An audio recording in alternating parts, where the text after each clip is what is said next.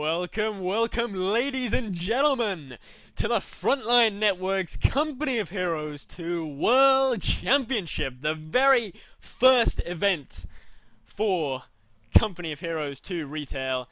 And my god, are we excited or what? We've been preparing this for months, all day today. FatalSaint and I and all our referees, who we owe a huge backslap to. We were refereeing this tournament. 128 players started out this morning. We started off with the Asian groups, then the Europeans came online. And so it started off with players like Lollipop and Korean Army going at it. Then we had players like Aimstrong and Symbiosis. And later tonight we're going to have all the North Americans coming in. They're going to be coming in with players like Bubwise and Inverse. And also the Relic developers are going to be coming in, which is going to be really exciting to see what they do. But first, it's time to introduce the panel that'll be bringing you the excitement tonight. I, of course, am Tommy, and as usual, with me is FatalSaint. What's up, Tommy and the Company of Heroes community? Welcome to the Frontline Network Company of Heroes 2 World Championship. And do we have some games for you today? Lots of players that have been playing in this tournament have been streaming, and we know for a fact from a lot of people telling us that some of the games has been properly good.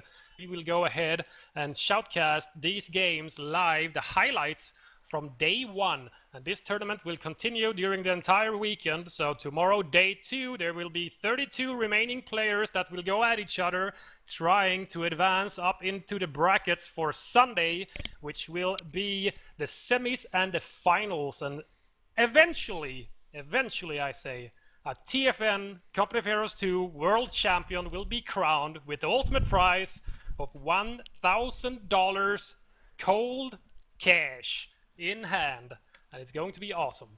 And with us today as another co-caster, we have one of the best veteran casters that you can ever find, and that man, he's Call Me Sarge. What's up, Sarge? Good evening, Company of Heroes community. Good evening, Tommy. Good evening, Fatal. It's an absolute pleasure to be here. I think veteran just means I'm old these days, but yeah, Call Me Sarge back again for some more drunk casting action. Well, you're the man that we've always had on for all our drunk casts. We would never come to anyone else if we need someone to get totally sloshed on any of our shoutcasts. But I think we're going to be bringing you games, of course, from what's happened so far this Friday. Worth bearing in mind, of course, that not all the games are done. We've still got groups going on right now as we speak. We're going to be having games going on throughout the rest of tonight, so I'm sure there will be more streams even after this one has finished in a few hours' time. But the games that we're going to show you tonight are ones that happened earlier today, and I believe the first one we're going to show you is not a full series. We're going to be showing you a very special game that was particularly epic from one that happened very early this morning between two players that you may have heard of, but equally you may not have. Who are those players, Fatal? We do have taken on the Oster in this matchup on Pripyat Winter, which was round 1 of our tournament, was all played a best of 3 on Pripyat Winter. And Stoffa, he will be taking on the Germans, and he will be playing against Stevo, or however you decide to pronounce it, as there are numbers in his name, but it's Stevo, and he will be playing as the Soviets. And this is the deciding game. They went on, and now they had to play the deciding game. So it's going to be extremely interesting. I have no clue who actually won this, because I've had so many brackets open and so many tabs that I've basically lost track of all of them. So I have no clue who's actually going to win this. I'm completely confused on what has actually happened and who has actually won today. I don't actually know. I might have been updating the brackets, but I didn't really, take it to mind. I can't really remember it all.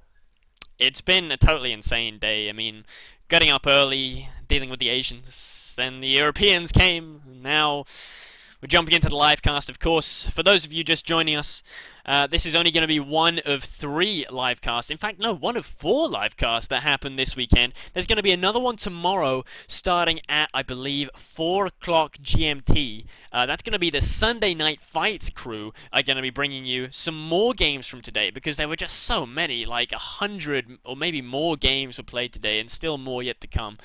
and they're going to be bringing you the action tomorrow, sort of earlier on, and then again from the same time at 7 p.m. GMT tomorrow, the same time we started tonight, we are going to be showing you guys the action from tomorrow's games, which is where it's going to get really interesting. That's when we're going to have all the sort of the top players that were top names in VCO, but also all the up-and-coming names, guys who are doing really well and have done really well so far in the beta. And then, of course, on the Sunday, the grand finale. But without much further ado, I think we should whet our appetites with this marvelous Game 3 that we played earlier between these two players in a fairly early round. So we're going to go and jump into the game right now, and while I'm doing that, Fatal, what do you make of the map that we're going to be seeing here, Pripyat Winter? Well, apart from the VP placements, which are all in the center of this map, it's actually a pretty good map. Paired to the spring version, where, you know, the water crossings that are available on the far left and the far right side of the map, they're just so slow to traverse, and it's very easy to lock down with a bunker or an MG, for example.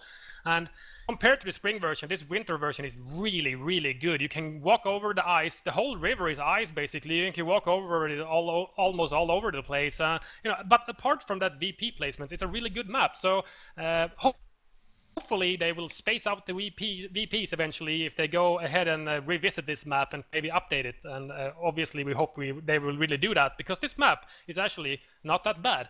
And as Stoffa will be taking on the Austere, it's going to be interesting to see. Obviously, both players is most likely going to be focusing on the center, and because all the three VPs are there. And yeah, sometimes I guess maybe the tier 1 Austere support weapons like the MG, for example, is pretty good to lock down a certain area. And if everything is centered like the VPs are on this map, it might potentially be fairly easy to actually lock it down. But me and Tommy will be casting first game, so Sarge, just hang out a little bit in the chat and whatnot, and talk to the people over there, and we'll bring you in for the next cast. Yes, so without much further ado, let's open up into this wonderful map, which was only just recently added, in fact, to the brackets. But now let's take a look, open the doors wide, and we'll go right into the game here. We're both at the 5-second mark. Let's be unpausing in 5. I'm following Stoffa. I'm ready. You're following Stoffa. Okay, I'm following Steva. Okay. Yep. Okay, so we're at the 5-second mark. Let's unpause in 3, 2, 1. Unpause. 6, 7, 8, 9, and 10. Right on top of you, and we do have a fairly usual for the Austere players. Some people still do the old VCO opening of building an extra Pio, but Stoffa is deciding to build, or not to build an additional Pio. He's just going to use the starting one to build his tier 1 building, and he's going to start pumping out Agren. And if you go and watch the Relic devs, you'll see they actually go for single Pioneer builds as well. So, you know, I think the single Pioneer is catching on now, because they've really... the prices are very different compared to what you paid in VCO. In VCO, when you paid for a Pioneer or Engineer, it was generally a lot cheaper than a combat unit, like a Volksgrenadier or an MG42. But of course, in Company of Heroes 2, the prices are a lot more streamlined. So, your choice between an Engineer or a Conscript is less motivated by cost, because they both cost 240 manpower, and more motivated by the fact, well, do I want an engineer? Do I want to be able to build and repair and build defenses and have the ability to upgrade to flamethrowers, or do I in fact want conscripts with the bigger squad size and the ability to oorah around the map and those Molotovs and the 18 aids and the ability to merge squads? Not something that we've seen too much of, actually, merging squads. It's something that I was only reminded of, in fact, when I went back and played the campaign, because last weekend I was lucky enough to be in Vancouver over the Relic HQ with a bunch of other Relic guys, and we and with a bunch of other community guys like Complexity and Helping Hands and Amipulse, I Funk and Yoink and so on, and we played the campaign, and they were getting us. It was getting us to do all this merging with shock troops, and I thought, that's actually quite cost effective. Yeah, compared to reinforce costs of, for example, the elite troops from the Soviets, like guards and shock troops, for example, it is a lot cheaper to merge them with a conscript squad. But I do believe that there's a difference if you merge them or reinforce them at your HQ. especially when it comes to the armor class, for example. But I do believe that the conscripts still, if you merge with a shock troop, for example, I think they still get PPSHs, but I don't have the same armor class. So, you know, it's different. Their conscripts are way cheaper to reinforce compared to the shock troops, for example, so it still might be worth it. You never know. We do have the first major engagement with actually two grens, the two initial grens that Stoffa built against Steve-O's troops in the center, and it seems to be that Stoffa is actually trying to back off more than engage right here. Yeah, he's trying to keep himself at range, although of course something else that the Relic Balance devs told us recently in the forums over on Kotu.org, which was that that if the Grenadiers and Conscripts are actually pretty much balanced at any range, so you won't necessarily have an advantage going in close with any particular unit.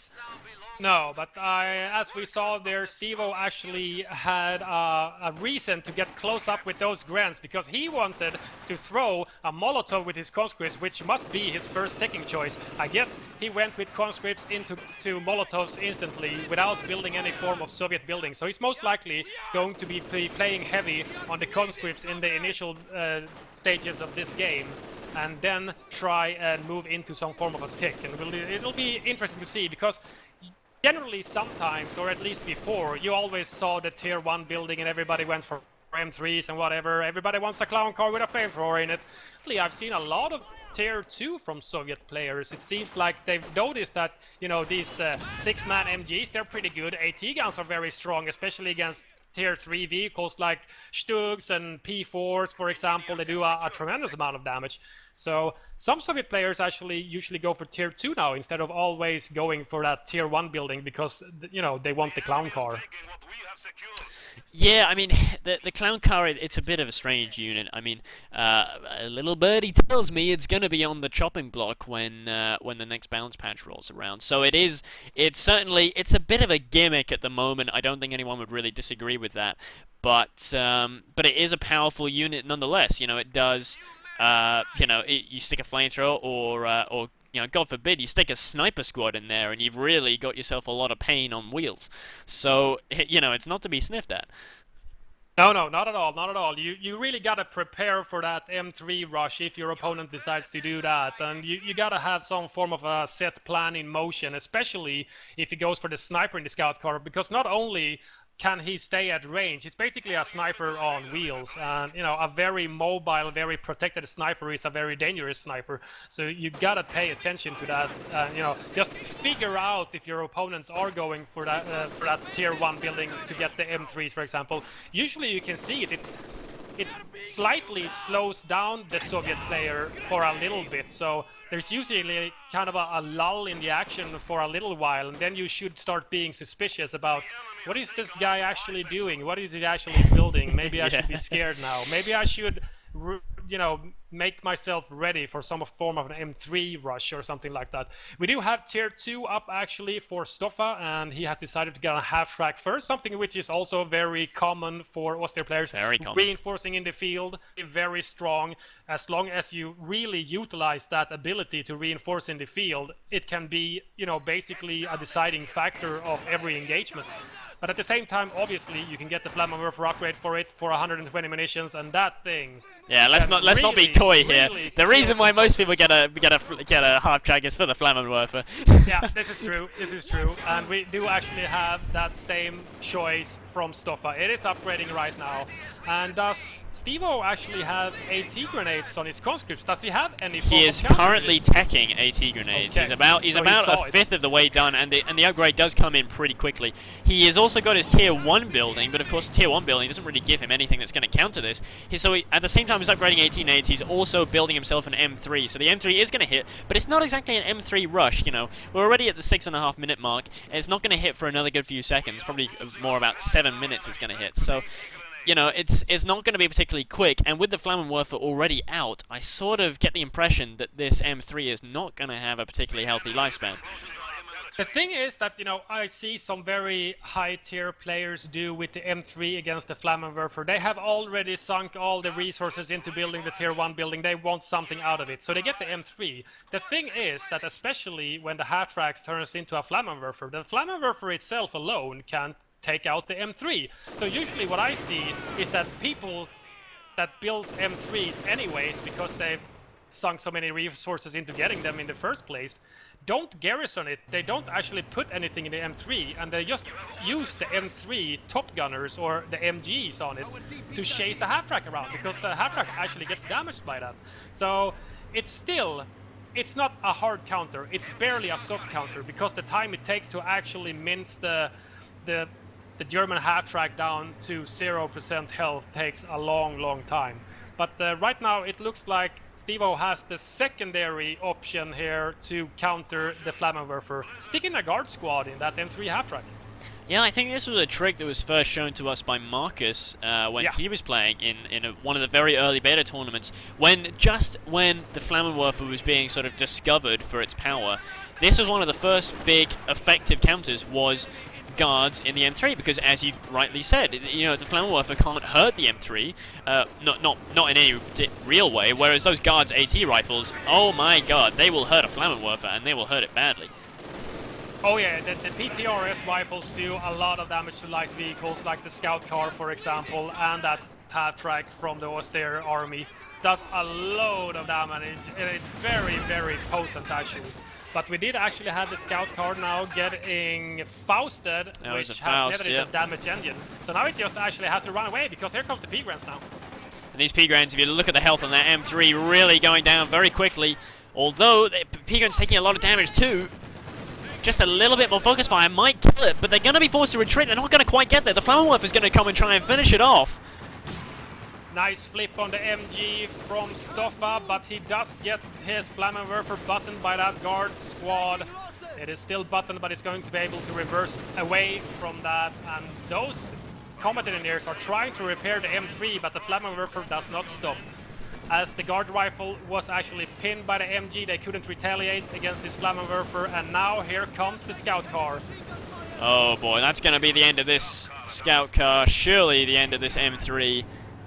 It's going to go down as soon as the scout car just rolls forward just a little bit. In fact, the Flammenwerfer may even finish it off. And there we go. That is goodbye M3, but this MG42 now getting in pretty tight spot here. The conscripts chased it down pretty well, but didn't quite manage to finish it off.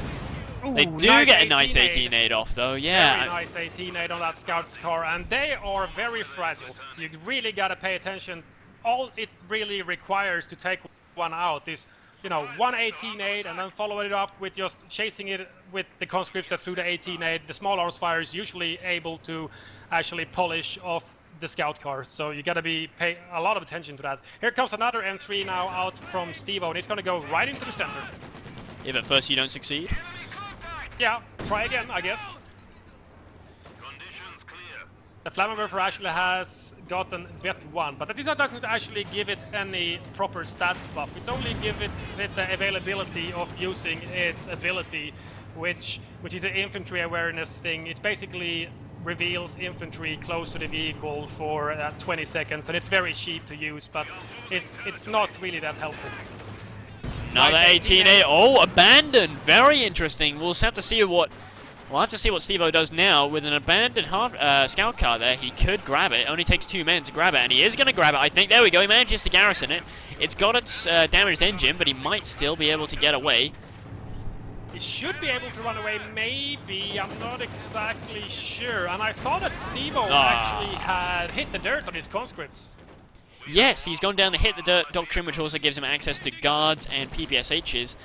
This is definitely one of the more powerful and popular Soviet doctrines. It's quite it's quite sort of straightforward. You get your hit the dirt, which is a very powerful defensive ability for your conscripts. You get your PPSHs, which is a very powerful offensive ability for your conscripts. So it turns your conscripts into real killing machines compared to what they are regularly without any kind of buffs, which is sort of meat for the meat grinder. It actually turns them into real combat troops. It means that you don't necessarily have to get a whole load of guards or shock troops, which is what you see a lot of other players do.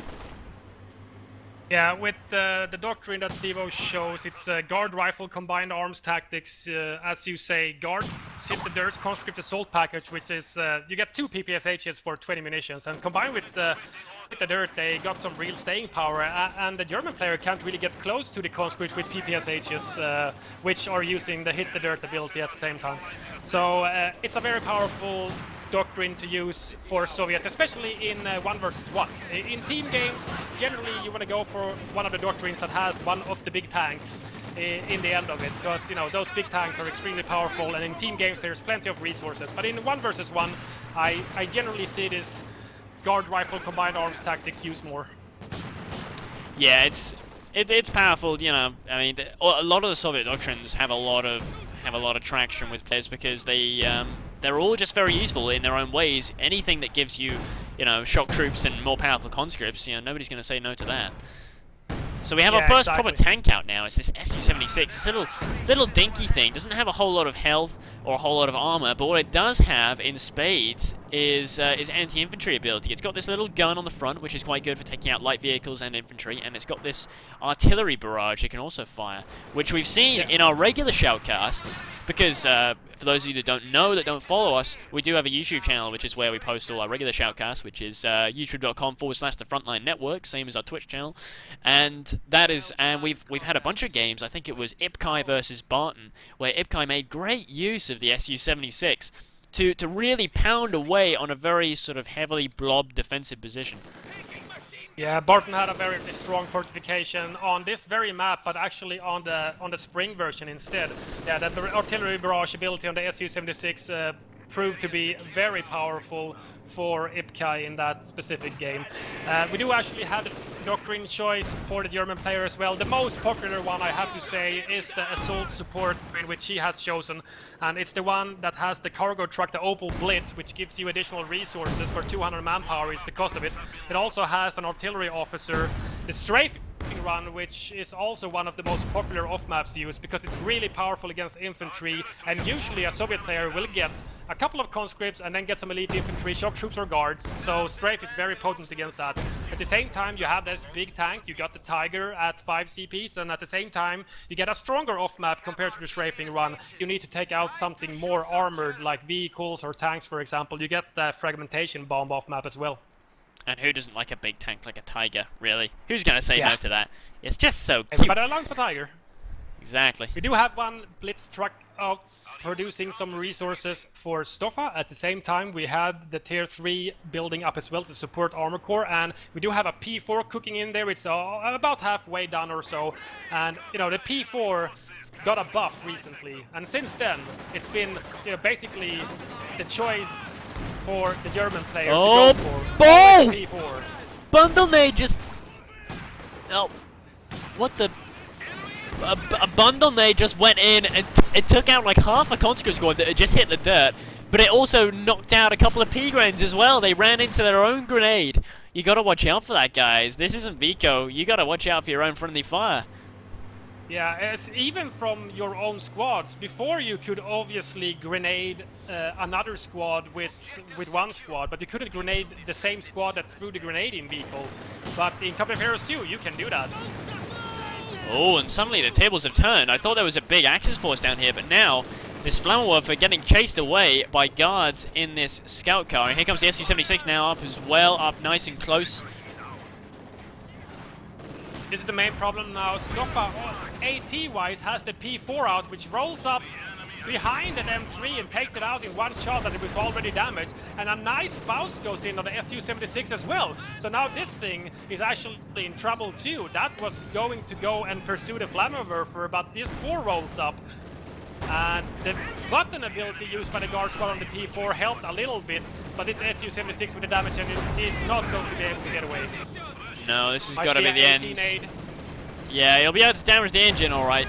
And there it is, there's the 18-8 into the rear, damaged engine, but still, loss of an Su-76 and a guard squad, and an M3 in such close time is going to be a real blow to Stevo, who already is a little bit behind, particularly on the VPs. He's down to 389, while his opponent, Stoffa, is still sitting pretty at 445.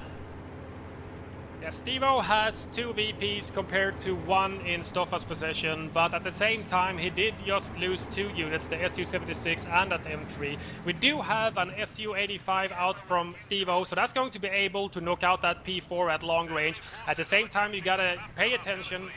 You can't really leave Su-85 undefended, and especially not if he gets a damaged engine or something like that, because then the P4 is just gonna roll up on you and circle strafe you. look at the range on this thing. You can even see the true sight being put to good use here.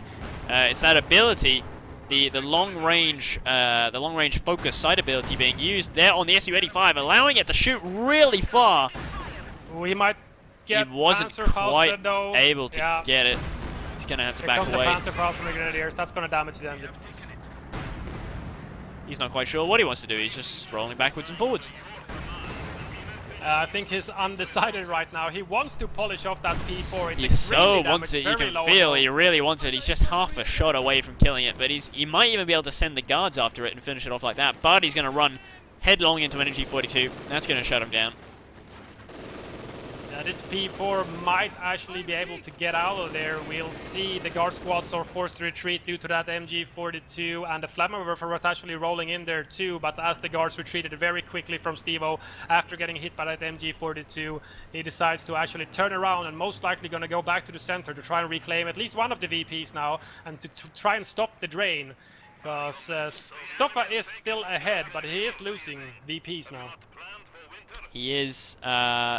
yeah, he is bleeding. Very slowly. Very slowly, yeah. But he is going down. I mean, still the map is just very, very even. Both sides sort of have pretty much half and half. But here we go. Here's a huge Axis force moving into the middle now. Stopped only by a single conscript squad. I'd love to see a Molotov there. That was nasty. I think that was a rifle nade there at close range. The Molotov does go in, but it's just too slow. Let's see if a guard grenade can do something different. Oh no, he's just grenaded himself. He just took out 2 guards with a single grenade, and it was from his own. Oh, that was a poorly placed grenade if I ever saw one. And they even dropped a PDRS rifle. That's just salt in the wound. Yeah, give some heavy weaponry weight to the German player. It's not good. He even has Shrek now on a newly produced Pigren squad. He lost that one in a prior engagement to his own bundle nade, and I guess you know fate repaid itself somehow, and the guard squad naded themselves and left a PTRS anti-tank rifle for the Germans to get into their hands. And this Su-85 with the damage engine might be getting pursued by this Pigren squad with the Shreks. He's gonna try to get... He's run into a bit of a block here. One miss, one nice hit on the Su-85, and he needs to back away. A second one is the Soviet army now, 2 Su-85s out from Stevo.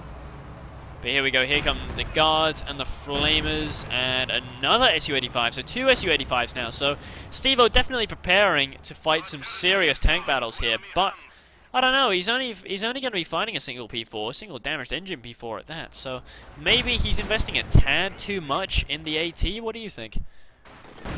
Maybe. At the same time, he also has another vehicle to combat that Flammenwerfer, so if Stoffa splits his forces up, Stevo can do the same. We did have an attempt on a teller mine on the center of Pripyat winter here. He never finished it actually, so it's still in construction, and the Pioneers were actually forced to retreat. Knight's guard grenade takes out 2 out of the 3 Grens, which has actually nicked that PTRS that was dropped before, and he's got an LMG-42 and a PTRS rifle, so a very nice mix. He's kind of like the guard squad of the German army right now. He's got a little bit of both. He's packing some pretty serious heat there. But here we go, here's another P4, I believe. Yeah, this is another P4 coming back into the middle. But now 2 Su-85s waiting to greet him, so I don't know how well they're really going to fare.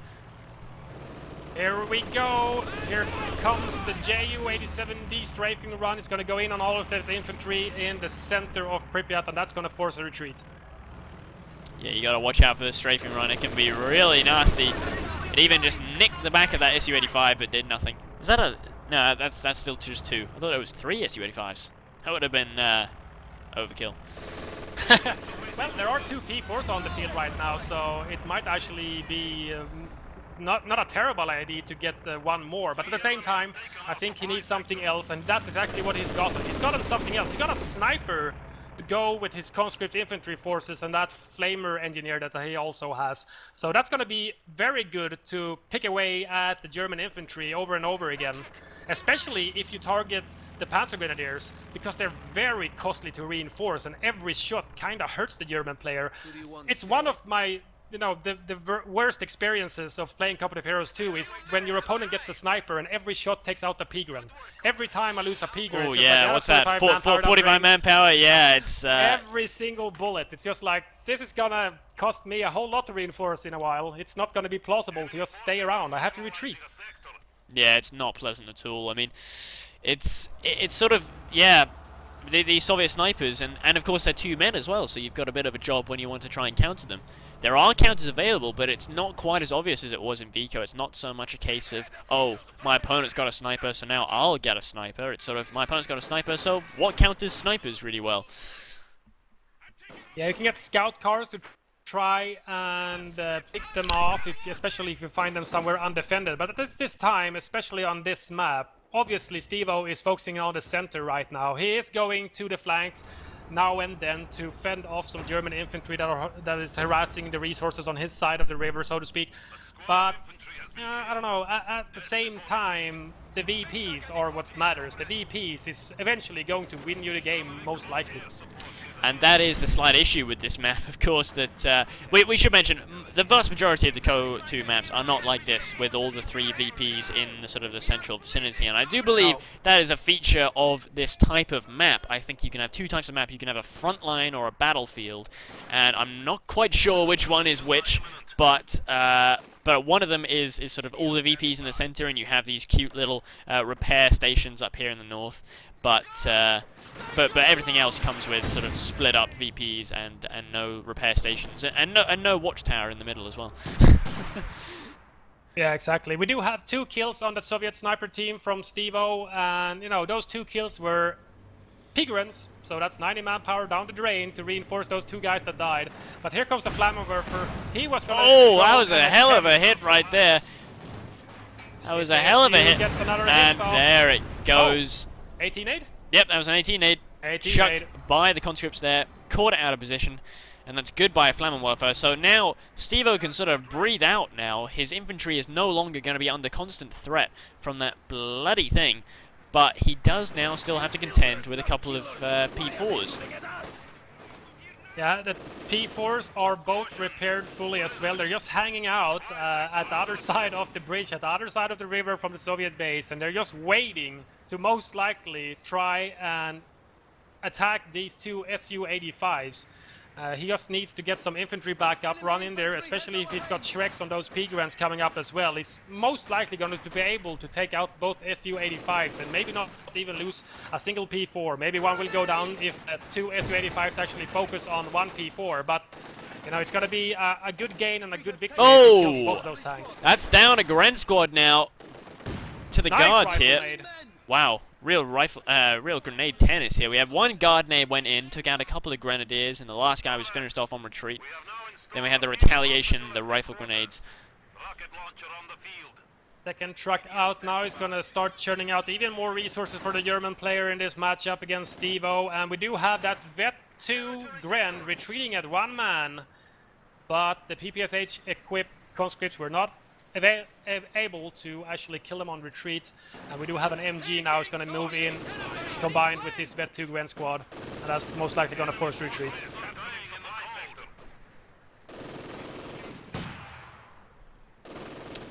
P4 still hanging around on the other side of the river, just waiting, and we do have an addition to the Soviet army. Again, a Katusha on the field actually is going to start barraging that Gren and the MG at munitions points on the far left hand side. Here we go, he's firing up in the north here. There's an MG and a Gren squad. He might catch a couple of units out of position here. It just takes 1 good rocket. It's much like the Calliope in the original game. It sort of feels like you can do a barrage and the rockets hit everywhere except where you need them to hit. But he didn't get too lucky with that one. I think the P4s kinda wanted to go over the bridge and hunt that Katusha, but he decided against it, and that's probably a good idea because both of the Su-85s were pointing that correct way. And just waiting on the other side of the bridge. There's no way they'd be able to get across there. It looks to me like he will be trying to go for the right-hand side of the map to go over to the base harassment, come in from behind instead, and come with the infantry from the front. That would be a nice, you know, 2-pronged attack. Yeah, it will be very bold. I mean, it's a very long flanking route to take around this side here. But there's a lot of ice to cross, and you can get across it. I think he is going to go for it. Either he's just going to extend out here. In fact, he might find the snipers. Yeah, he's most likely going to find the sniper. They Oh, are no. that point in the Raven. Oh, One no. goes down very quickly. Fast retreat, but it might not be enough due to the top gunners. The sniper is running for his life. Wow. Rifle in one hand, and magically he dodges every single bullet on retreat. His buddy was not so lucky. He was nuked with one of the first shots there. But wow, that was really unfortunate. Just merrily capping there, and then suddenly a couple of P4s come along. But I think he's now backing away because he realizes. Oh my! We have an armored addition to the German army right now. The Tiger is on the field for Stoffa right now, and The this Tiger might be very problematic. Oh boy! 2 P4s and a Tiger against. Still only have 2 Su-85s. Is that it? Still just 2 Su-85s and a Hard Katusha. AT.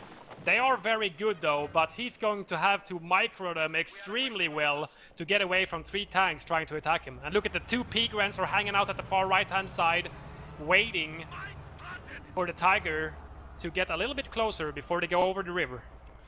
The ISUs are now actually separated. There's one just all on his lonesome here on the right-hand side. If the Tiger and the 2 P4s hit it all at once, which I think is something he might be shaping up to do here. Because look at this, Tiger's going across now. Yeah, here we go, he's going down now on the right-hand side flank. This could be really devastating to Stevo right now. So the ISU, he sees, he does see them, and now he's backing up. He knows he's in trouble now. He's away from his buddies. He's got no nearby support, but here's the other Su-85. And now here's the guard button. 1 P4 destroyed engine and totally gimped. Surely going to go down. There it goes. The other one is now buttoned, and the Tiger was buttoned for a bit in there.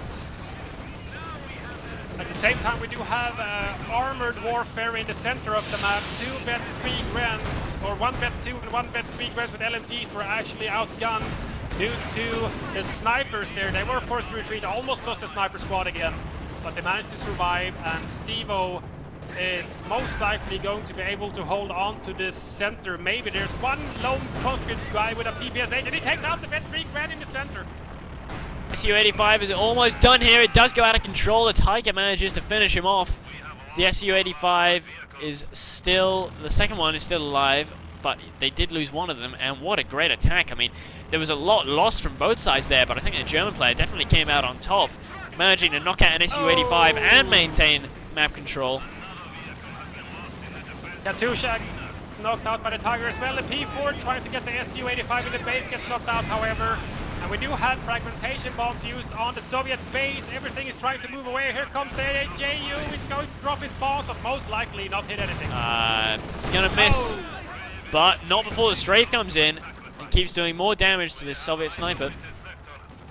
These P-Grants, however, with the Shreks in the building just outside of the Soviet base, got a nice hit on the Su-85, but it's still alive. Bet 2, and Bet 2 actually gives it slightly reduced damage taken and increased weapon damage, so most likely that Bet 2 might have actually saved him. I think the Tiger hit a mine in the center. He's got to destroy look at that Tiger. It is not in a good position right now. Just about everything about it is broken in some way. He is not in a good position to be doing any kind of fighting whatsoever, but he is also not in a position to get repaired anytime soon either, so it's a pretty horrible position to be in. I don't see many conscripts. Did they all die except for this one squad? There's which one is coming squad, down to the center. There's an MG in the watchtower. It oh no! On the conscripts, but they might get close enough to throw an 18-8 before they get pinned. I don't know. The range is pretty. Oh no! He got pinned. He isn't going to be able to use it.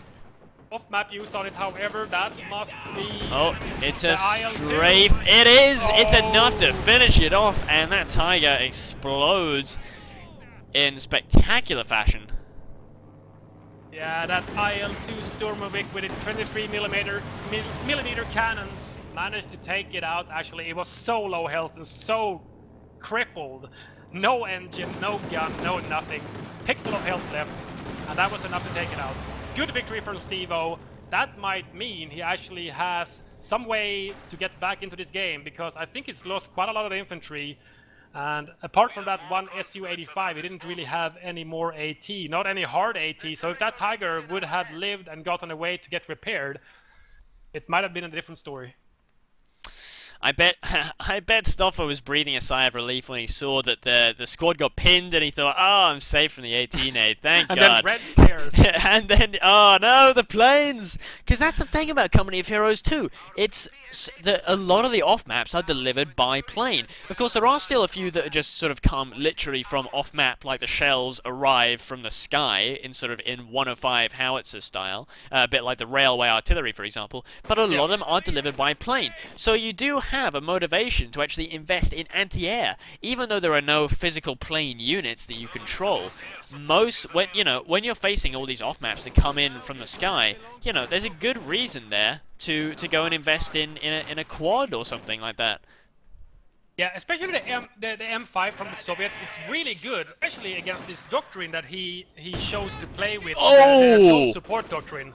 Was that a rifle? That was a brilliant rifle. That's a big slap in the face to your hit the dirt there. All of the German infantry is trying to go for the center again, and the VPs are very even between these two players on Pripyat Winter. 299 for Stoffa now compared to Stevo's 316, and he's still in possession of 2 out of 3 VPs. He's moving down south with a Commodore squad as well. Oh, that's a nice... Oh, wow, that was a nice grenade. That was a whole Pioneer squad went down there. But there's an MG42 backstop, which is going to stop these conscripts from just straight up knocking down the retreating units. But even so, I can't help but feel that Stoffa is losing his control in this game a little bit. After having a relatively dominant early and mid-game, he is now beginning to just slip things out of his grasp. Nice flanking attempt from the guard squad, but just as they pass the bridge, a Panzer Grenadier squad shows up and actually stops that flanking attempt on the MG, and it just sets up again. He did a nice flip on it, so I'm not exactly sure if the guards would have gotten close enough to deliver the grenade that they most likely would have attempted to deliver. But either way, that PUN squad stopped that plan. Oh! Nice bundle! Oh! Nice as well, and the whole conscript squad! No, there's one guy! How did he survive? How did you live?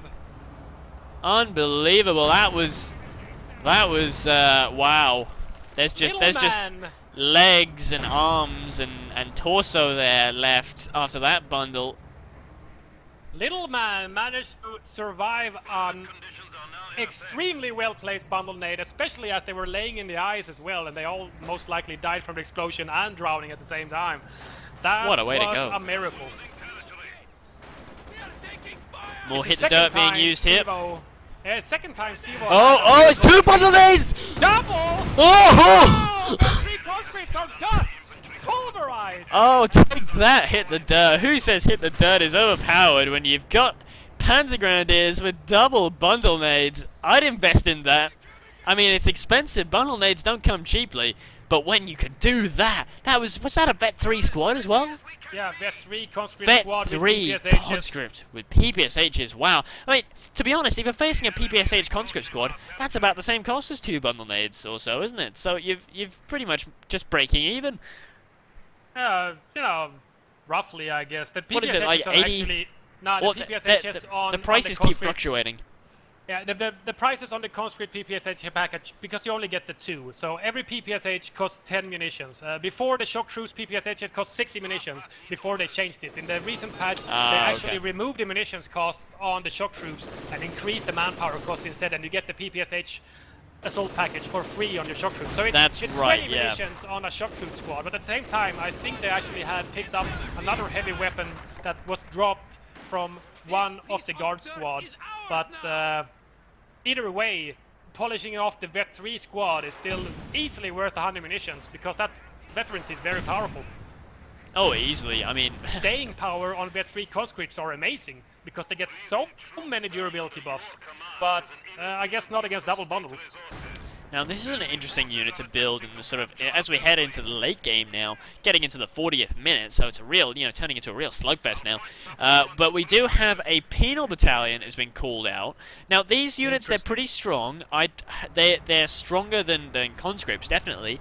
Probably a little weaker than guards overall, but they do come with the ability to get flamethrowers, so they're probably a little better on the anti-infantry, but a lot worse in terms of anti-vehicle and anti-tanks. So you've got to sort of weigh up the sort of the relative benefits, but I suppose he got that because he's tired of being pushed around by these bundle nades, and he wants to have a bit of a bit of flamer action to throw back at his opponent.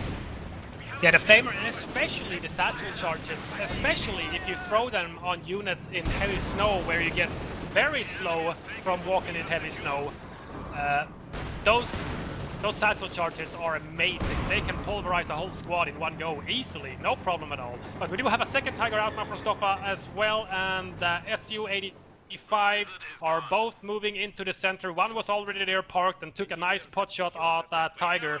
At the same time, this combat engineer squad just on stealing territories on the right-hand side of the map from Stoffa. Even though he has the 2 trucks now, he's lost both fuel points, he's lost both of the munitions points on the right side of the river as well. Oh boy, it's another armored push here, and artillery right on top of the sniper is not noticed until, whoa, he does just about get out of the way as the plane comes down, so he is going to dodge it.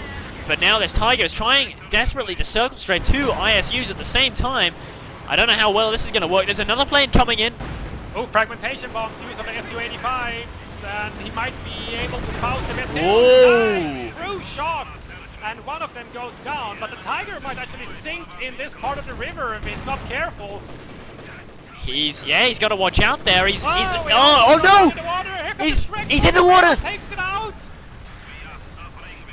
Oh, his rear was just dipping into the water there. I mean, he was 1 track in the grave. Oh, guard squad goes down in the center at the watch tower due to the planes, and we do have actually the Sturmovik used. I'm not exactly sure where on that BP on the center. I think he was trying to take out the Tiger. There's another plane being used here in the center to pin all this infantry, doing a sterling job of that. It's plane wars. I mean, here comes the IL-2. I don't know quite what he's actually firing at. I think it was targeted at the Tiger, but the Tiger moved out of the way so quickly. He didn't actually have a damaged engine after fighting those 2 Su-85s, and he never got 18-aided, so he managed to get away before the plane arrived. More hit the dirt conscripts, but these guys are vanilla. They come without any veterancy, so they don't really have the staying power of their Vet 3 brethren. But, I mean, if you look at the map right now, you see Stevo has just taken over the whole map, courtesy in a large way to this combat engineer down here in the south that you talked about a moment ago. You know, they're just going around here ninja capping everything. They're stealing the whole map, basically. They've stolen almost all of it, and now it's actually expanding on the left-hand side of the river as well with his penal battalion group. The Tiger is worse for wear as well. He needs more pyos. He is producing a new one. One just arrived, and a second one is going to be hitting the field very soon. There it is, coming onto the field to repair this Tiger back into fighting health. Same time, we do have a new Katusha and a new Su-85 on the field for Stevo, as he is in possession of both the fuels. He's losing one of them to a 3-man Pigran squad from Stoffa right now, but apart from that, he must have had a very healthy fuel income for quite a long time now. Oh yeah, I mean, Stevo, he's floating 190 fuel right now. He is certainly not strapped for fuel at this point. He can easily get another Su-85 to combat this Tiger when it gets fully repaired by that time. He's most likely going to be able to field another one, and 2 Su-85s should be able to take out the 1 Tiger, but obviously you have to factor in the 2 shreked up Pigran squads as well, so it's very hard to try and see who's actually gonna win an engagement between 2 Su-85s plus support versus Tiger plus support. You never really know. But this sniper already vet 2, but he only has 11 kills because all he's been shooting at the entire game is basically the Pigrans. There's a lot of fun you can have with snipers in Code 2, I think even more than in Code 1, because they're harder to micro in terms of the new cover system and the new camouflage system, which I love. The fact that they can move between cover and you can sort of time in your head, you can get to know how far away you can move between cover pieces while still remaining camouflaged. And also it has these great sort of moments where you know that there's a unit coming for your sniper and you're desperately looking around, oh, where's the cover, because you know that you need to hide, because it's not like COH1 where you can just stroll down the middle of a negative cover road with a sniper squad that's cloaked. That was always a little ridiculous, but now there's a lot more micro to be used in snipers, which means you see a lot less of them because they're a lot harder to use.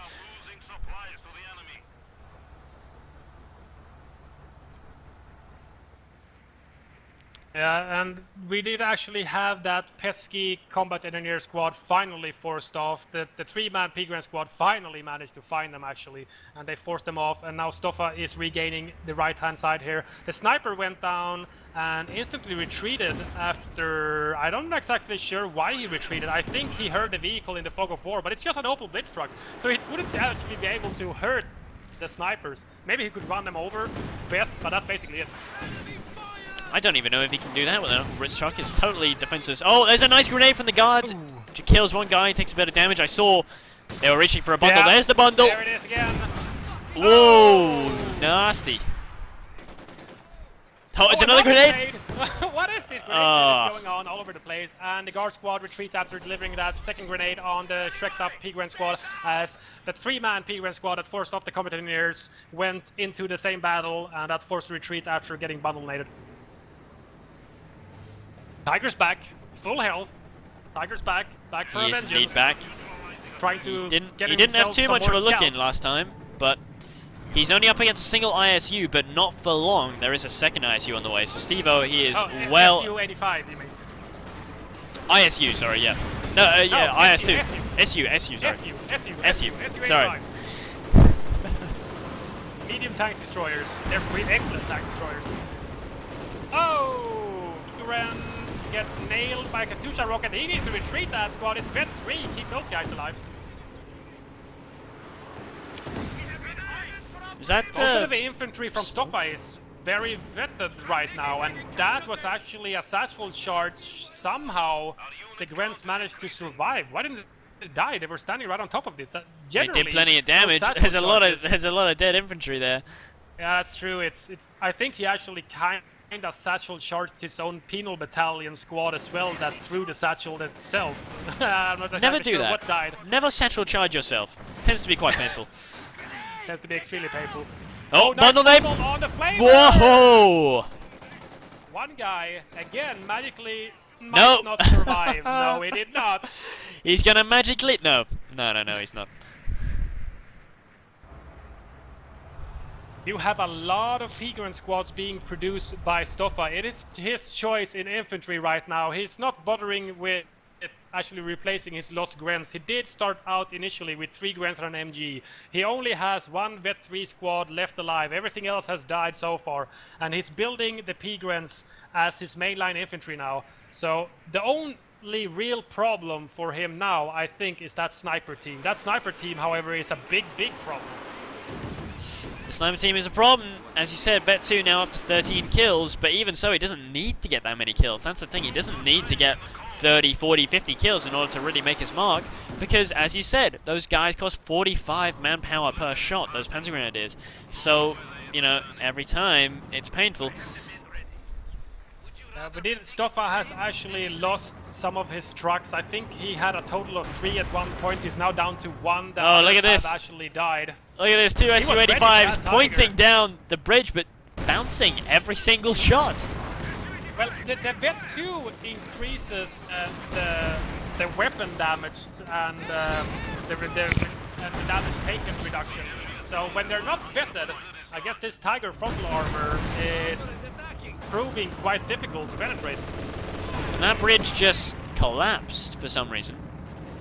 I believe it Did it was just collapse under the grenade. weight of the awesome tank battles, or was there flames involved? I think there might have been a flamethrower Might have involved. been the Tiger shooting at it because there was an infantry squad on it. I think the penal battalion was standing there for a brief moment, and the Tiger at the bridge, because the bridge has been taken a pound in the entire game by random things. P4, Slammenwerfer, and SUs.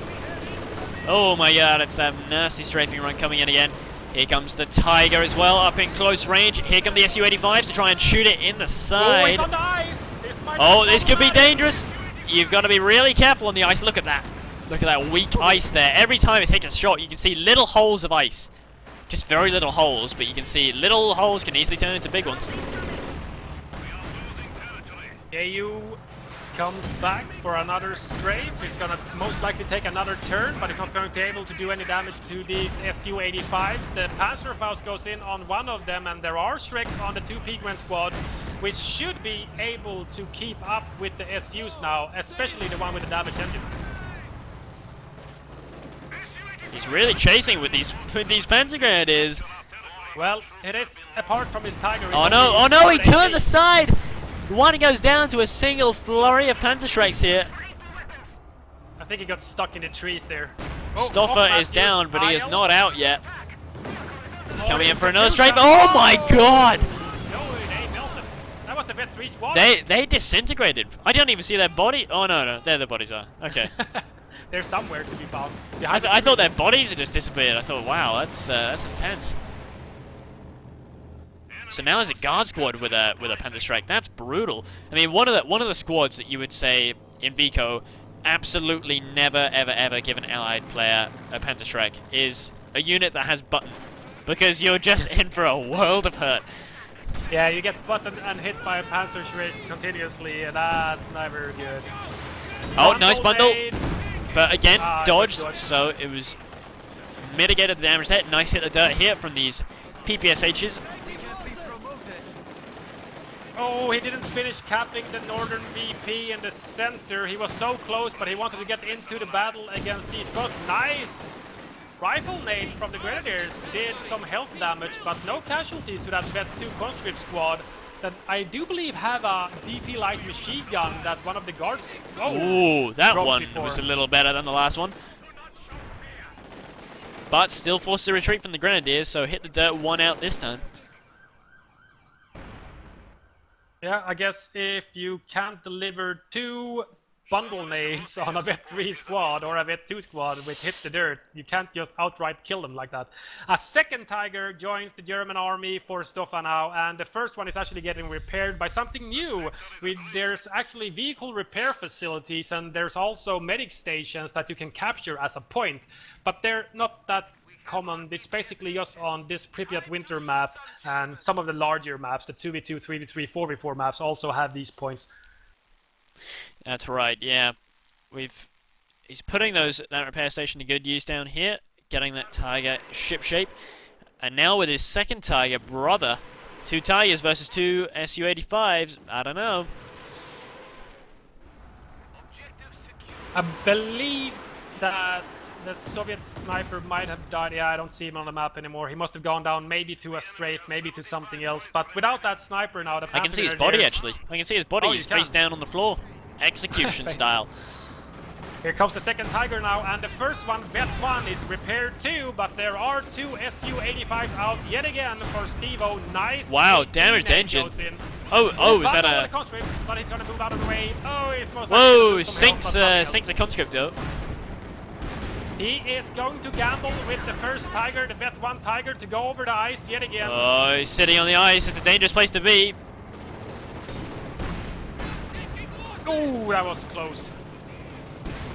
But he gets on to land finally, so he's not going to be able to sink him with the Su-85s, but the Tigers are after these SUs.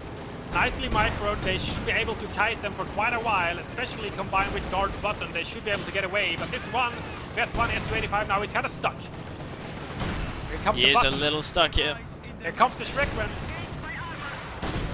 Whoa, nice! Long range A nice bundle there as well, but look at the Vet 3. No, the Vet 3 pig runs, they go down to the guards. One major, the Shrek is dropped from the Vet 2 guard squad. One major issue for Stoffa right now is he's losing his infantry. He's basically gonna end up with nothing to cap with. Oh, goes no. out, I believe to a PTRS rifle on the guard squad. They actually do... No vehicles. No, I think... Was that the rocket? Katusha? I think it might have been the Katusha. Katusha Katusha... No vehicles No, killed. no Was that the... vehicles Was it the SU? SU. Must have been the SU. SU Long has one range, vehicle. sneaky Yeah. SU. Super long range. Wow, I Top mean, Gunner both is dead sides on are the getting so remaining low. Tiger. 52 VPs now from Stoffa, 253, 252 for Steve-O.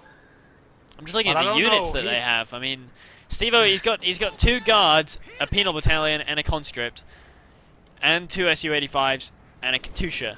But it's still not a lot. I mean, 7 units. No, but his army is superior to Stoffa's army. Finally, it's taken him the entire game to grind his army down. Ooh, nice. Oh, look at that! Satchel on top of the Tiger! Wow, that was a heck of a lot of damage. They do however, had no AT weaponry whatsoever, so they're gonna be forced to retreat here. P-Grand squad in the center gets chased off by a 2-man guard squad on the Su-85 trying to snipe them on retreat as well. VPs are an issue right now. Losing the top one, which he should be doing soon as the conscript with PPSHs are going up there to cap that. At the same time, his Pios are most likely going to be forced off. Look at this Su-85 chasing him all the way to the fog of war here. He just needs one good penetrating hit, and it's going to be all he needs. But he's not going to get it. He's going to back away instead. That 2 guard squad goes down to Pio fire. Pio's Pio fire. Ooh, yeah, that's an embarrassing way to go. Pios. He even threw a grenade to try and defend himself, but it basically didn't do anything. It's kind of like in VCO when Grenadiers would throw their potato mashers, and they just like, well, that didn't do anything at all. Well, the drain is momentarily going to be back on in Stevo's favor, going to be counting down Stoffa's forces.